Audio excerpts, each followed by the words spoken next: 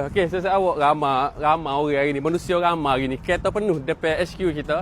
Hari ni saya nak ayat kepada saya awak, kita ada pecah ke beberapa akaun TikTok kita untuk memudahkan customer-customer kita pecah ikut gapo dia nak. Faham tak? Kita ada alat tulis, kita ada novel, kita ada buku akademik, buku umum. Mari kita tengok. Hak ni, 3 orang ni dia akan handle akaun untuk alat tulis. Alat tulis murah dan berkualiti. Saya awak follow lah kalau saya awak nak cari alat tulis kau nak tengok review setiap hari berkenaan dengan alat tulis, saya awak follow ni akaun hok demo ni akan jaga 3 orang ni. Next kita akan tengok ni, grup ni. Grup ni akan jaga akaun buku kanak-kanak. Yang mana nak cari nak tengok review semua buku kanak-kanak, buku tadika, saya awak follow akaun ni. Ni. 3 orang ni akan jaga. Dah.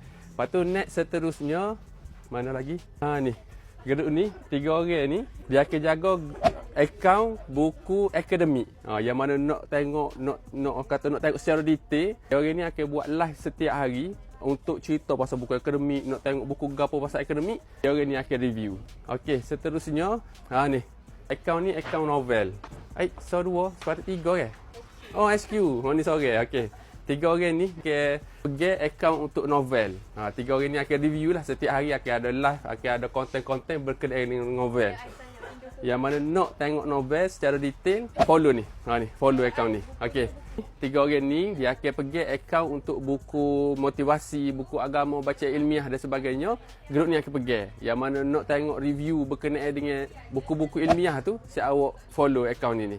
Nanti setiap hari akan ada live. Setiap hari tu dia akan post berkenaan dengan buku-buku terbaru dan sebagainya. Yang mana tak follow lagi, saya boleh follow. Ada 5 akaun semua sekali tu.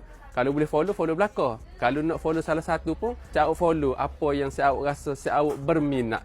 Buku budak ke, buku hari tua ke, buku akademik ke, alat tulis ke, novel ke. Saya follow ya, mana-mana 5 akaun yang saya update tadi. Saya follow, lepas pada follow, saya komen. Follow akaun mana ataupun follow semua sekali, saya komen belakang. Okey, terima kasih. Lancar.